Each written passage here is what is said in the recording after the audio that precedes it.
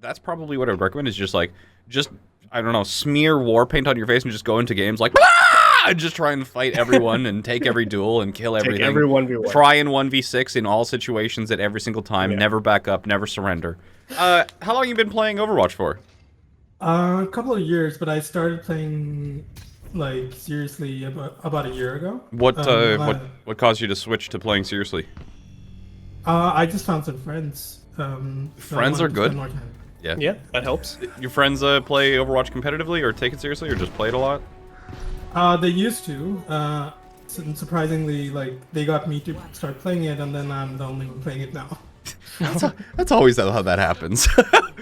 Friends I made introduce them you to a quit. game, and then friends are just like, "Oh, we were just playing it for a weekend," and you're like, "I must now invest my life into this. This is now my purpose." And so you're in high gold right now. What's your peak all time?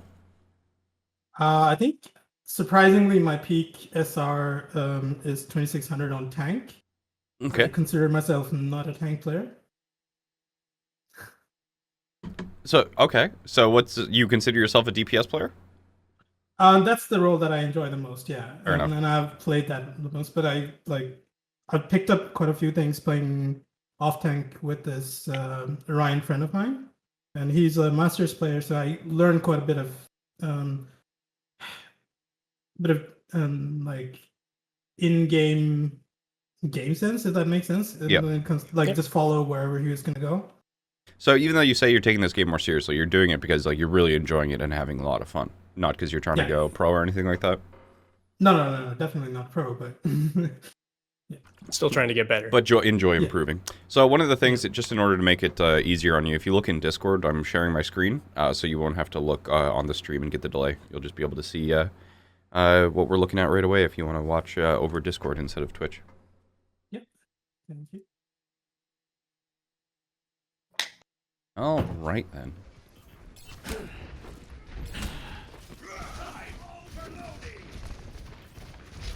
So, I guess a quick question: why Reaper here? Is this like a comfort hero of yours, or something you picked for the map? I was asked to go to Reaper, so. Okay, interesting. Were you duoed, or was it just some random told you to play Reaper? Somebody asked if they could have a Reaper, and I was just, yeah, sure.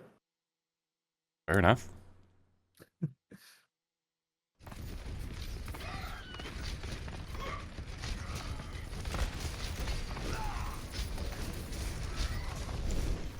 I do realize quite soon after that Reaper is not going to work out. It's a tough one.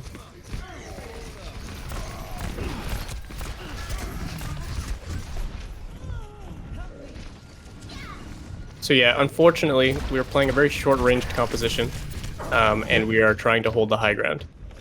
This isn't on you necessarily, but something you can do in these situations is sort of like ask to fight at choke. That's where you're going to be most effective as Reaper. So is Torb, so is Ryan, so is Moira, all that kind of thing. So asking for like where you want to fight as a DPS player can be really effective to helping your tanks sort of, if they don't know any better, helping them rally around you and helping enable you. Yeah. Yeah, Reaper struggles a lot to sort of close these distances sometimes, especially when we don't have the same tank pressure otherwise. So right now I'm seeing a lot of you sort of sticking to the front line, sticking around where your Rhine is. One tip I like to give Reaper players specifically is like closing the distance doesn't always need to look like you walking at them. It can also look like them walking at you. So waiting at specific choke points, specific corners where you know the cart is at least going to push there, guarantees that like the fight can happen around there, and you can just position there by default, wait for them to come into your space, and then work with that instead of trying to like close the distance on that long sideline. And this Ashe swap, is this back to more of a comfort pick? It's just I was realizing that even though the guy was calling for Reaper and like a Brawl comp, we were not actually playing Brawl, we were just playing Brawl Heroes. I mean, it is gold, so yeah. I would say you don't need to conform to really any composition at this elo. I would say until you're hitting like above diamond, compositions don't really mean anything because they're not really played cohesively anyway.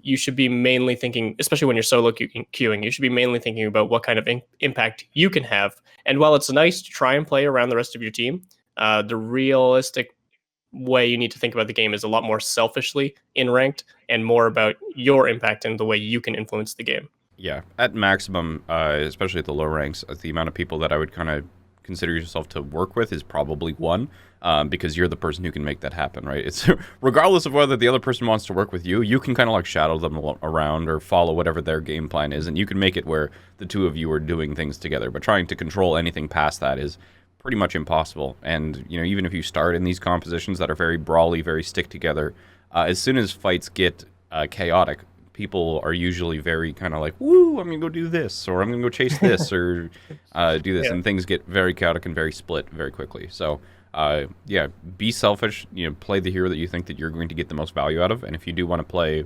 as a team, just find one other person who's going to work with you, whether it's like pocketing or being pocketed by a Mercy, diving with your Winston, if you're playing like a Genji or a Diva or something like that. But yeah, at this elo especially, you're almost never going to have a composition played correctly. Even if you picked the actual 6 heroes, compositions are not just selecting the hero and the rest takes care of itself. You actually have to, do specific things like engagements and cooldowns and ultimate combos, and it's just not a reality at Gold. Yeah, I mean, I remember a friend of mine telling me that I need to look at who is the carry in our team. Mm-hmm. And just help them carry more. Or be the carry. Or be the carry. or be the carry. Yeah. It's one of those things, like I like to think of it as kind of, if you want to get to the ranks where you have the pleasure and the opportunity to play as a team, you have to figure out how to play as an individual first, right? So people are always like, oh, these ranks, like nobody plays as a team. My teammates suck ass. It's like, well, if you could figure out how to win as an individual, you'd get to the ranks where people kind of play as a team, because at those ranks, no one person can individually carry anymore without working as a team. So it is a little bit of you can think of it almost like a little bit of a rite of passage, I suppose. Carry a whole bunch of dead weight so that you get not dead weight. Breakthrough, yeah. I will say too, like when people are asking for specific heroes, like asking you to play Reaper there, it's not because they want to play a composition. It's like 9 times out of 10 because the last time they played Dorado, they get rolled by a Reaper. Yeah, that's usually why people request those heroes, right? Yeah. And people are always also really, really bad at identifying what went wrong in a game or what the mistake was. As can probably be told by people flaming rank. It's never their fault. It's always somebody else's fault. But yeah, it's like even if they did lose to a Reaper last game, it maybe that was not, there was some other thing that was the main issue or main problem. Or yeah, so that's another thing, is that you may want to be. I mean, I was that kind of person when I played ranked a lot, especially pre-roll queue. I would just queue in. I would always pick last. Always try and make some sort of composition. Always try and communicate, but. If somebody told me to swap, I'd swap. I'd do whatever they wanted me to do. I'd do whatever was asked of me. But that strategy doesn't quite work. You're always kind of it's especially. I mean, you're going to learn more about the game by focusing on what heroes you want to play, because especially once you have the mechanics and the tactics down, you can actually start thinking a little bit higher level strategy without having to constantly be focusing. At least when you're early to the game. Learning the mechanics and the tactics of a hero is going to have to be something that you eventually have to get instinctual or muscle memory. And once you've got a hero where you're really serviceable in terms of the mechanics and the tactics, that's where you can start thinking about the strategy and learning more of like the team-based flow of the game. So especially at your elo and with how recently you've started taking the game seriously, I'd definitely focus as much as possible on one or a small number of heroes in order to improve initially.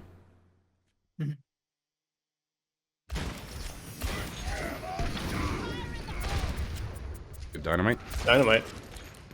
Yeah, I really like the Ashe swap here. This is just a really great point for Ashe with the high grounds and the sightlines. And this is great positioning. Clean shots, yeah.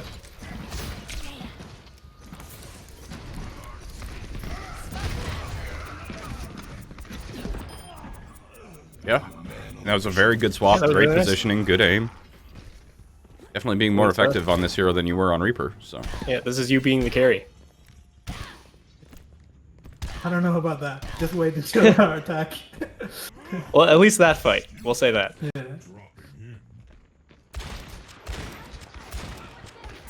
Headshot. Yeah! Nice. Like plays like that are just so valuable. I mean, those count as team fight wins, right? Because they were setting up for a team fight, and you shut it down entirely. So at least in the Overwatch League, you know, anytime there's not a death for 14 seconds or something, it counts as another team fight. So, you know, plays like that, even if they happened before the team fight actually started, they're still super valuable because they're killing time off of the clock, and it's preventing them from even taking a team fight anywhere close to full strength. So, like, that is just incredible high valuable play.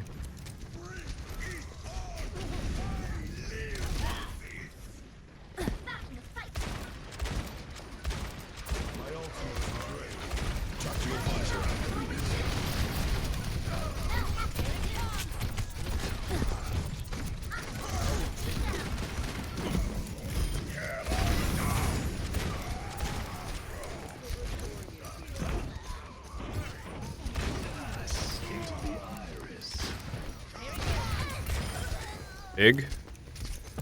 All this has looked like really clean from your end so far. The way you handled repositioning around that diva that was pressuring on the left side, handling her, using your boosters and using the low ground to sort of kite and then move back up with the coach gun. Understood. This is some clean play. I get the idea. What is your off tank right now? It's oh, Sorry. never mind. Yeah, Brian Winston. Ryan Winston. I was The like, classic I tank haven't duo. seen an off tank. Yeah, like the one thing that I probably would have been mentioning is like, you know, the diva wants to counter you, and you counter squishy targets by shooting them in the face, especially if you're damage boosted, right?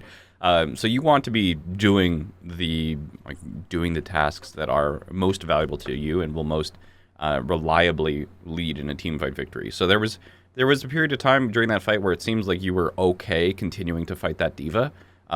Where instead of kind of trying to go back to continue fighting that diva, which was not super necessary, one of the things that you could have been doing was threatening to get picks or eliminations on their backline by trying to take maybe an angle down more close to the cart, or if you had time, taking up the high ground again. So, you know, you want to be focusing on fulfilling the role that you are the strongest and will again lead to those kind of fight-winning eliminations or plays. In general. So, and then if you do that, right, the diva is going to have to expend resources in order to continue to try and shut you down, because the diva is more than happy to be in your face and fighting you because she's got more health, defense matrix, you know, you're squishy, she could potentially burst you down. But that's her job, right? You're making her job easy by going to her, whereas if you dropped, she'd still have to go and fight you.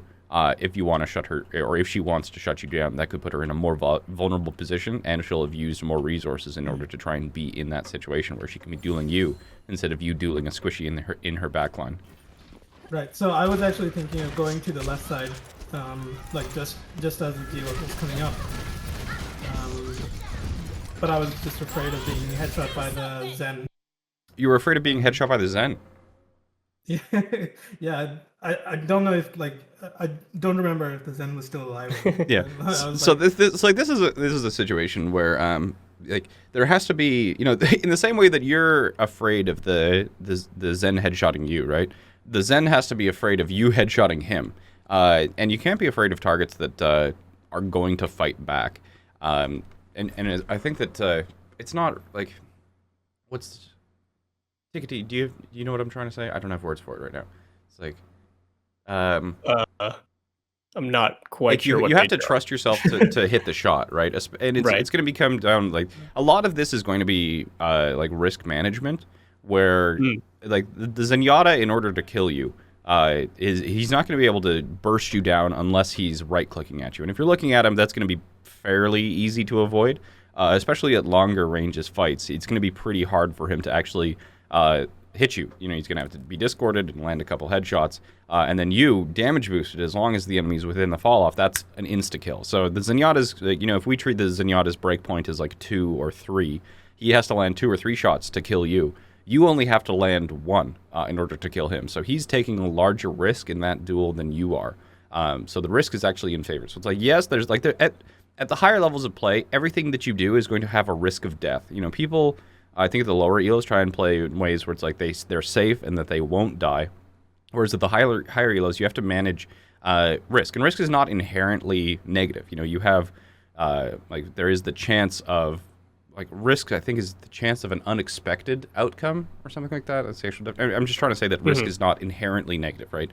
the opponent is taking a risk, you're taking a risk, but you want to manage that as much as possible, where you have a higher chance of being successful than the opponent does. And it's like, it's not gonna, even if you play perfectly, you're not gonna win 10 times out of 10, because sometimes heads is gonna come up 3 times in a row. You're gonna whiff, they're gonna just hit an insane shot, and these things happen. But you can't play, like, if you play in a situation where you're gonna be safe 10 times out of 10, then the opponent is going to be getting a lot of resources for free, whether it's space or sightlines or HP or anything like that. So anytime where you have the advantage in the duel, you do, or you should take it, because there's no such thing as a safe duel. You could mess up, but the opponent could also mess up. You could clutch it out, the opponent could clutch it out. So in the same way that the Zen has a potential to kill you, you have a potential to kill that Zen, and with the odds being in your favor, that's a duel that you should take in the neutral situation. We can talk more about, like, when, there's a lot of things that affect whether or not those duels are sane to take or not. But yeah. What becomes a high percentage play, yeah. But looking at your mechanics already, like, I don't think you should basically ever be afraid of a Zenyatta with the shots you're hitting and stuff like that. You should definitely have more burst potential, more kill potential, and stuff like that. Also, the chat pointed it out, Jayne, but there was a change to Ashe, and she no longer one-hit KOs. What? 200 HP targets when damage boosted. Leaves them at like 10 HP, I think. Well, which, I mean, like, is just as easy to clean up, but... So that's an example of taking a duel that technically was in your advantage, but not landing the shots, and her landing the shots was the risk associated with that, right? Yeah, I'm just laughing because chat was saying this man doesn't miss, and I'm like... Oh, just wait, I'll miss. Yeah, caster cursed. Yeah. But yeah, like, that location was good for you to take, because, one, you caught her off guard, you got the first shot off before she even noticed you. Yep. You were in more range from support of your team, and yeah, by all means, that was a good risk to take. It just didn't work out because every shot doesn't always work out. And the other reason that it could have potentially not worked, like, if you are really anxious or skittish about these sort of duels, like, it did look like you were kind of giving up on that duel pretty early and trying to drop or run away. Where there are going to be some times where it's like, if you try and get away, you're not going to get away successfully. So the only chance that you have is to commit and try and land that final headshot. Like, that Ashe, I think, was still, like, you hit one body shot on her, and then there was a window of opportunity where you could have landed the headshot to get that elimination. She did have the harmony. She was getting healed up, but you chose to run away. So that means that the opponent is no longer under any threat at all, and they can just continuously pursue you. So there are going to be some times where you just need to stand your ground, and the only way out is to win the duel and then leave. It's like, if the duel's not going in your favor, like, what I'm trying to say is that trying to disengage from a duel can lead to a higher chance of losing it than just committing to it and trying to clutch or land that final headshot. Yeah. Yeah, best defense, right? The best defense is a good offense. The best CC is death. I love that. Or your mercy drop. Good. You're not going to touch, though. Yep. Your Ryan backed off. I mean, I guess we could talk about, like, the potential to look for a flank during that distance. Anytime you are at a position where you can't take good space, you should be looking to open up the map yourself as a DPS, not relying too much on your tanks. Yep. Especially on a map like Dorado that has such favorable high grounds and stuff like that. But realistically, that was already a tough spot to be in. We were coming back from disadvantage already. And we were feeling a bit rushed, I think. Anytime you can find an opportunity to shoot above or around a Reinhardt shield, it's probably going to be worthwhile. Yeah, like, even right now, I'd like to see you setting up, like, around the left flank, or being, like, really aggressive around the right side, like something like this, just because of easier angles. It diverts their attention between your Rein and you, so they have to, like, make that choice. Nice, Bob. Yeah, and the other thing is that, like, yeah, especially if you're thinking about the world in terms of risk, right? The opponent is not under any real threat by you pelting into a Reinhardt shield, so even if you're on a flank and hiding behind a corner, at any point in time, you have the opportunity to peek that corner and land a 1-2 kill shot on somebody. So, the opponent's just, they are super, super happy for you to just be mindlessly shooting bullets into a Reinhardt shield. The bullet sponge, yeah. Yeah, I think this is where I kind of got lost because, like, I feel like I was not doing anything. You were, though. Like I was, Yeah, you were doing stuff, especially like once you hit that flank, you got 2 kills. You got a Bob that stalled the payload enough so we can touch right now. I thought you got good value, but you could have gotten even more if you had found that flank sooner and gotten a little more aggressive during that moment. Oh, that's... Did you blink over that wall? He did. Didn't Damn, even know I that didn't was think it was- possible. Yeah, I didn't think it was that much verticality you can get off flanks. Huh, I should have known that. Well, they changed it so that it now airs to moving you up. That must have Yeah, changed. but I thought this wall was too high. It's I'm not. gonna pretend it was intentional. It didn't look you- intentional, but you still did it. So Yeah, it's a cute move to know. Alright, so I assume the swap to Tracer was because of overtime, like getting back to the point, that kind of thing? Yeah. Okay. oh that. Oh, the Mercy. Why? Why did you leave the Mercy?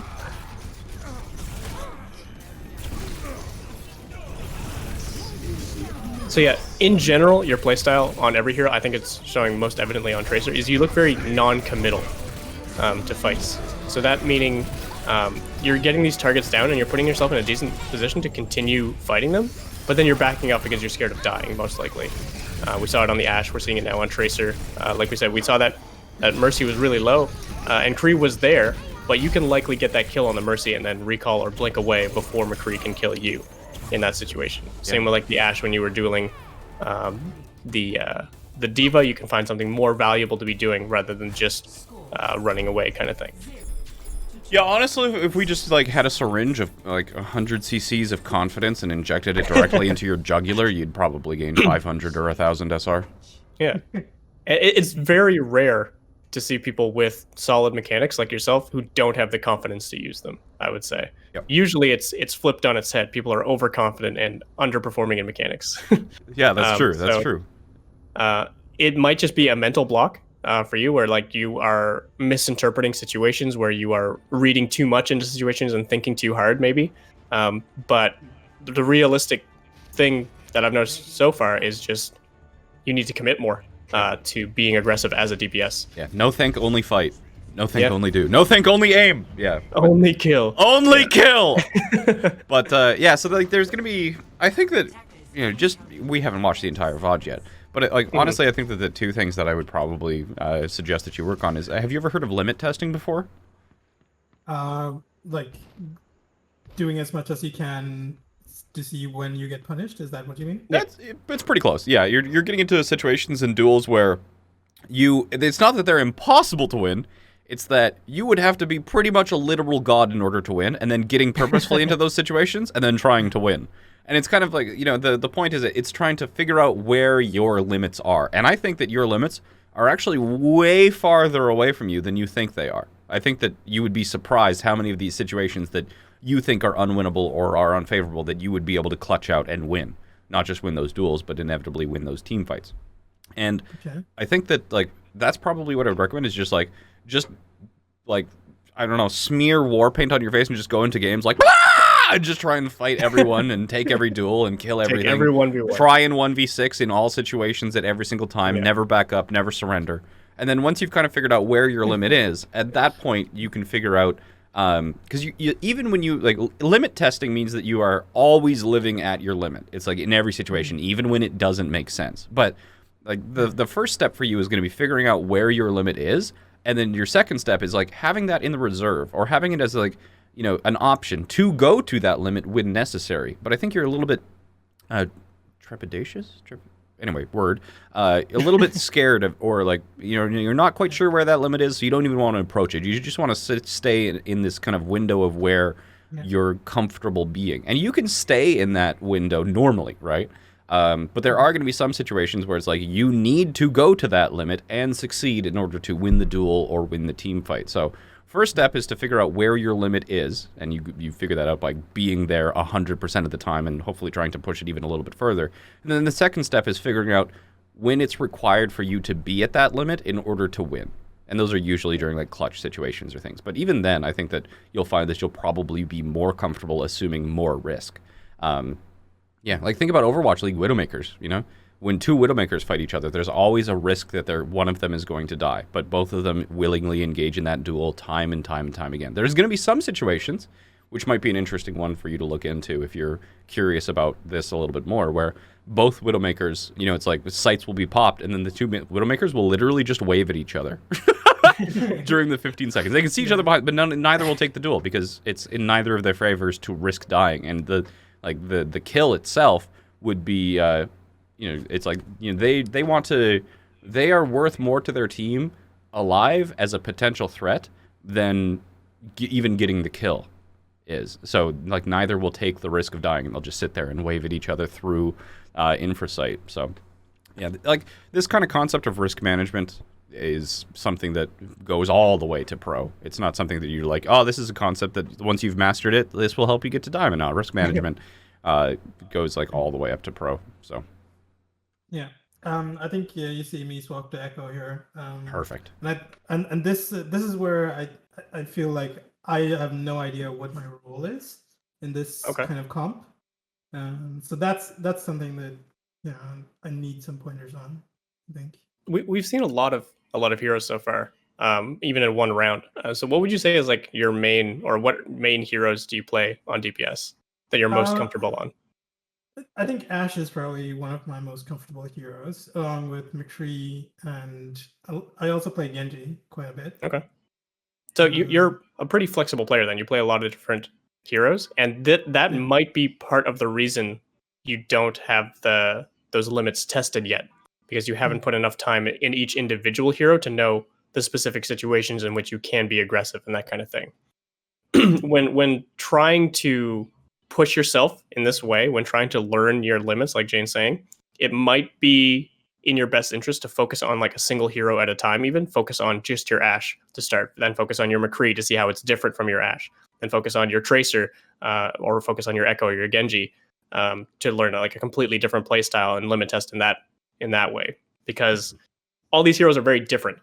Even like Ashe to McCree can play very, very differently. So the situations that are favorable for Ashe are going to be very different than the situations that are favorable for McCree. Yeah. And then that's even more for Echo and Genji and that kind of stuff. So it takes a lot of time and practice to really push those limits, but make sure you're focusing your effort in specific areas to see the best results, kind of thing. Yeah, and pick heroes that can clutch. Like, you know, it's like different heroes clutch in different ways. You know, like Lucio, for example, clutches with the timing of his sound barrier, which is different from an Ashe or a Widowmaker clutching with a headshot. So if you're trying to pick a hero that you can limit test on, or that you can really clutch a 1v3 or, you know, 1v multi situation, pick one who's like the way that they clutch matches whatever you are just best at. And your hit scan aim's looking pretty good, right? So maybe the Ashe is the hero that you kind of focus on, and then trying to figure out how to clutch with Ashe. Yeah, makes sense.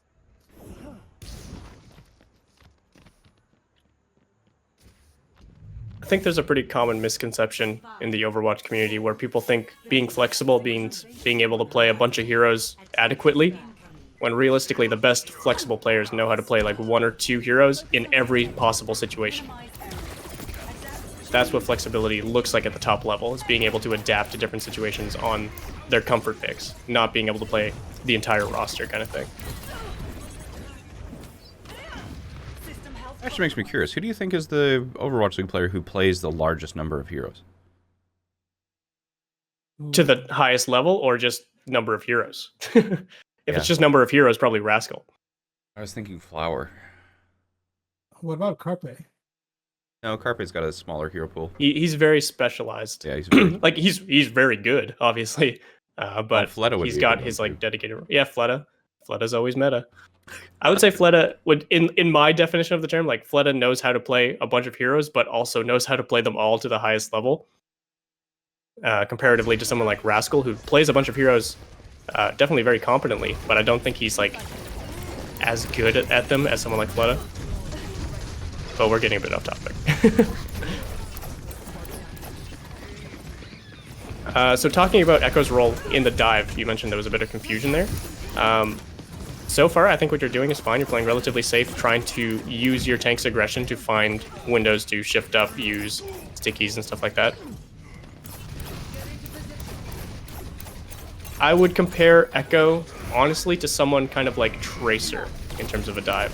Obviously, she's got the verticality of someone like Pharah, but her playstyle, I would say, is more in and out. Someone like a Tracer who goes in with blinks, maybe blinks out, maybe recalls out, and sets up for their next engage. Where Echo can do the same thing with her shift, with her sticky bombs, with her focusing beam. Where every time you have those cooldowns up, you go aggressive with your tanks, and then you wait for them to come back up.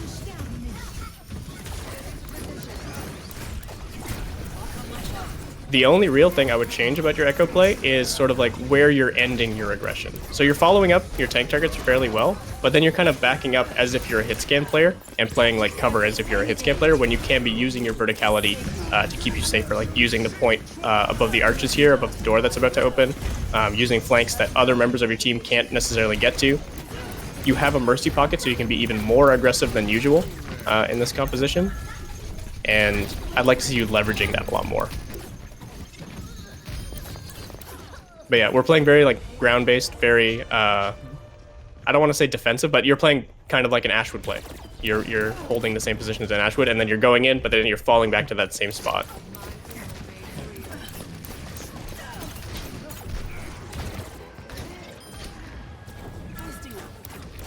So even here, it's good to shift to here and get the spam, but then end on this high ground where they can't follow up on you.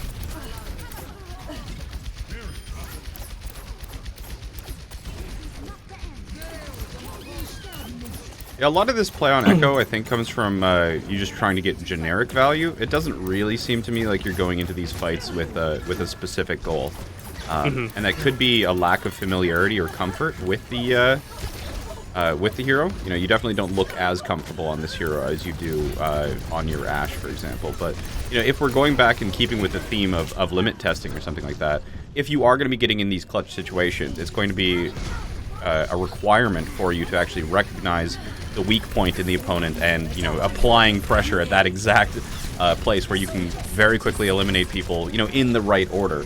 So a lot of this stuff, you know, I think that even if you saw the Tracer play at the very end of Dorado Third, that kind of the situation where, you know, the Mercy gets really low and then she Guardian Angeled away and you didn't chase her off to finish her off, even if you just needed like a little bit of a tickle in a melee or something like that. In the fight at the end of first on Dorado, there was a lot of just fighting whatever was in front of you instead of trying to seek out somebody vulnerable or seek them out in a way in which you they didn't see you coming. Because Echo is a hero where you can left-click, sticky bomb, left-click, and then bzz, laser them to death. And if you've also got this verticality, you can float around where you can come up behind or above somebody or from the side and catch them off guard or catch them in a way where the sticky bombs and the left-clicks are really easy to land and to get those damage. So, like, this is what going back to what I was talking about earlier with you want your mechanics and your tactics to be very well understood and practiced so that they are basically second nature to you, muscle memory, instinct, whatever you want to call. And then that way you can start thinking about higher level. It's like, all right, who do I need to go to eliminate first so that this house of cards that is the enemy team collapses? You know, is it going to be the Sigma who still has his shield, still has his rock, still has his grasp? You know, because if he gets pressured at all, he's going to fight back, and then he's going to use those cooldowns, and he's going to get healed up, right? But what happens if I eliminate the Moira first? What happens if I get rid of the Mercy? I can't get rid of the Moira because she hasn't faded, all right? Do I need one of my teammates to help with that? Can I force the fade and then pursue? These sort of questions and problem solving during a fight. It's like, where do I need to apply my cooldowns so that they actually lead to an elimination or a one team fight instead of just trying to get generic value based off of who you encounter first in the team fight. This is a lot of words to say, go in with a plan instead of just trying to do damage or do healing. Yeah. I think a good word to use in these situations is breakpoints. You're applying a lot of pressure by playing with the front line, but you're not finding any breakpoints, meaning you're not finding any excuses to then be more aggressive or sort of open the fight more kind of thing. And the easiest way to look at that is kills. You're not finding any kills kind of thing. You're just finding a lot of damage. But it can look like other things like forcing cooldowns, forcing really important cooldowns like Zarya bubbles or Baptiste Lamp or stuff like that. Forcing D.Va out of mech.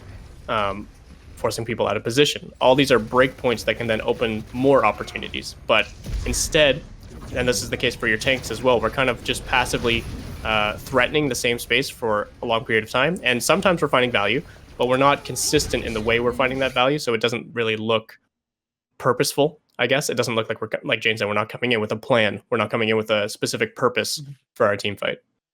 Yeah. A good example of this actually just happened. I wanted you to take a look at this soldier play. So, like, the option would be to kind of like continue poking around. The Ashe is going to be in the high ground. The Zarya is still on the front line. But what this soldier does is going to be running around up to the top.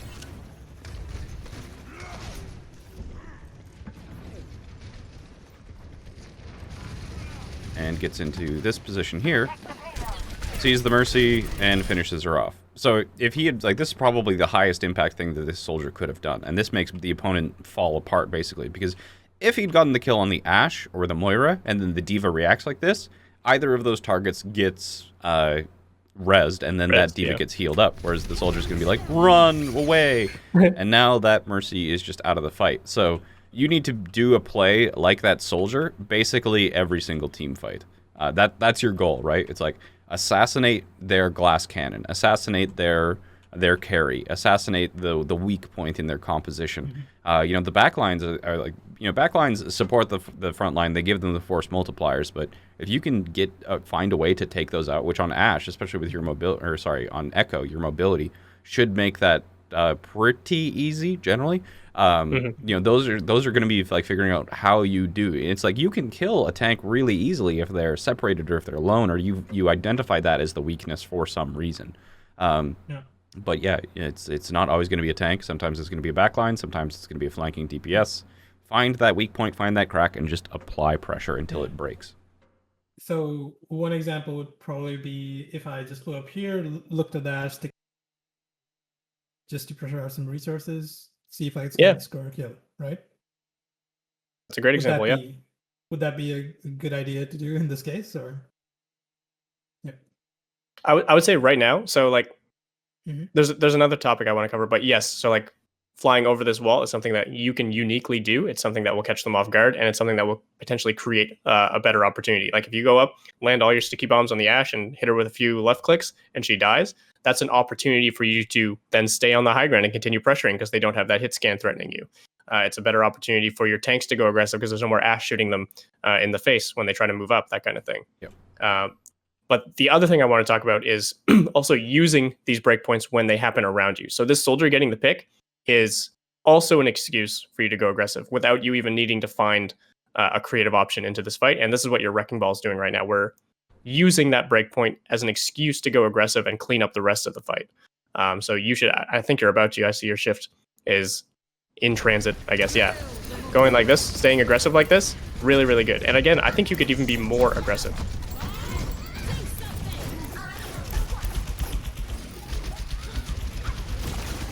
Your Mercy got the kill, though. Big.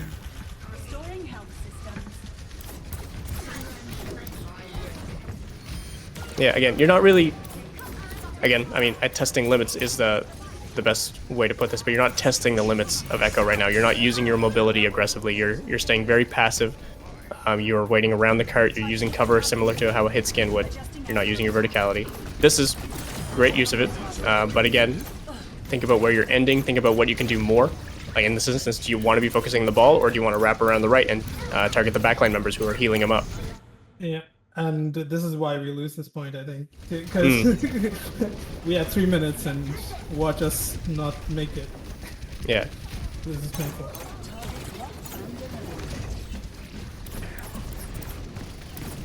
Also OP in low ranks. Oh my goodness. Wait, you don't win this? Yeah, I'm equally confused.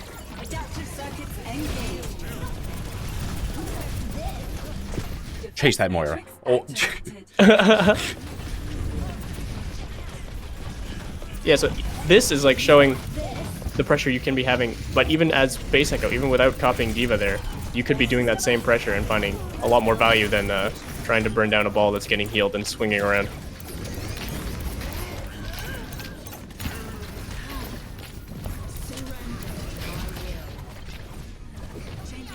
This is tragic. This is madness.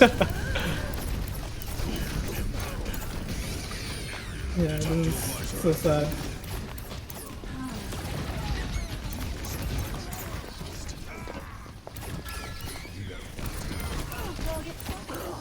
I mean, there's a few Echo-specific things we can point out, like the way you're using your cooldowns. Your sticky bombs are rarely hitting these moving targets. Your left clicks, you're having trouble predicting people even in short range, and you're not executing people as soon as they're within execute range kind of thing. But more importantly than all of that, I think, is really just your mindset. It's really just the way you're approaching this fight more than the way you're pressing your buttons that I want you to focus on. I don't know if you agree, Jayne. Yeah, for sure. But yeah, so yes, there's some optimization to be made in your playstyle, but since Echo, I wouldn't say is your priority hero. I'd say probably Ashe seems like your priority hero in terms of what you're most comfortable in and what you're more likely to see improvement on. I'd want to focus on just your mindset as a DPS player, and that's basically what we've been focusing on this whole time. Yeah, I mean, mindset-wise, I think we all kind of got very sad that we lost that. It was a very sad time.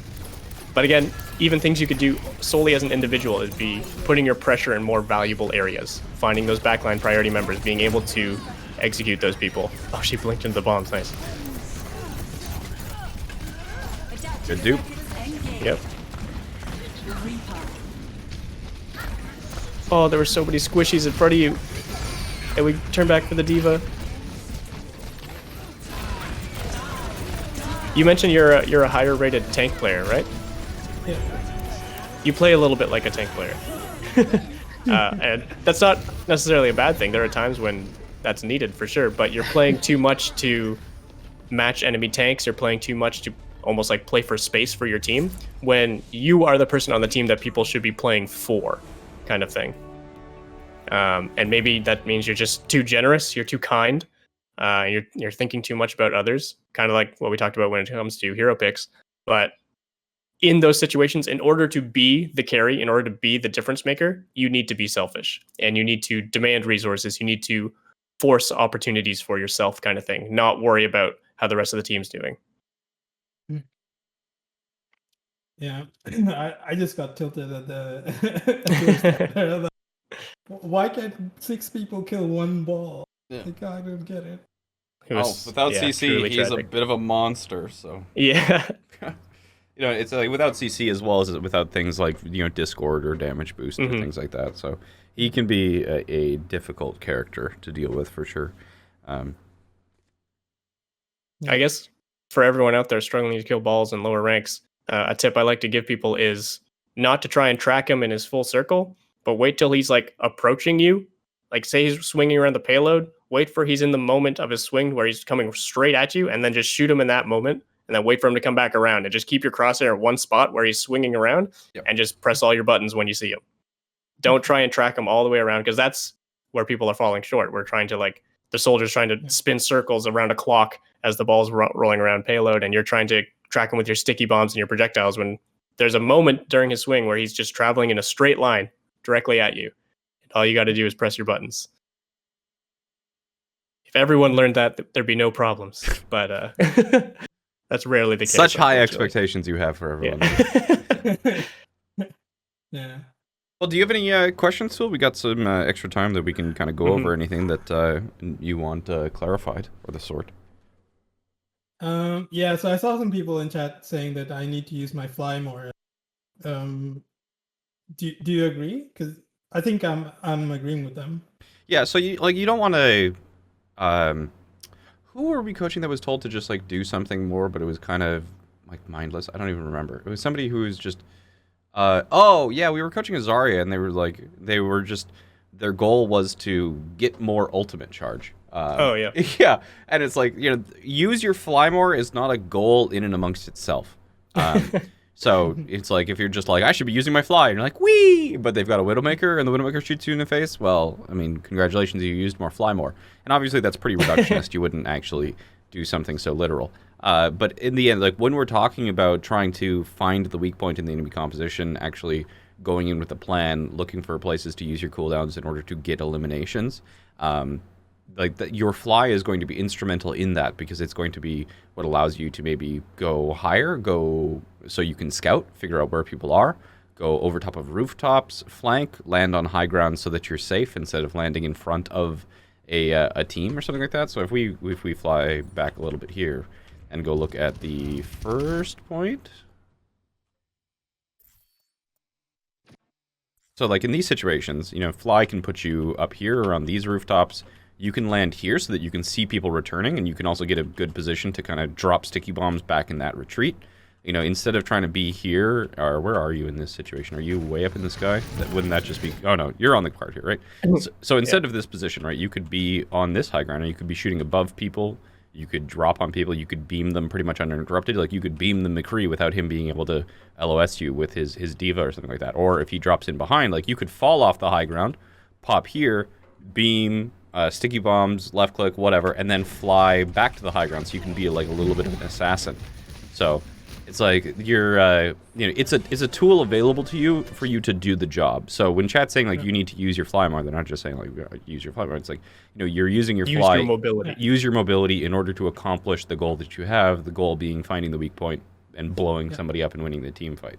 Getting into better positions. Yeah. So you could say the same thing for almost every DPS hero, to be honest, where you wouldn't want Tracer to be hanging around the cart shooting in the same direction as your soldier. You'd want her taking flanks and isolating people. You'd say the same thing for Genji. You'd want him finding good angles to dash in and find stuff like that. Yeah. Yeah. I mean, any other thoughts other than just take more duels and be more confident? You're a good player. More. Yeah, you've got solid mechanics. Walk into duels assuming you're gonna win. Okay. Like, I mean, cool.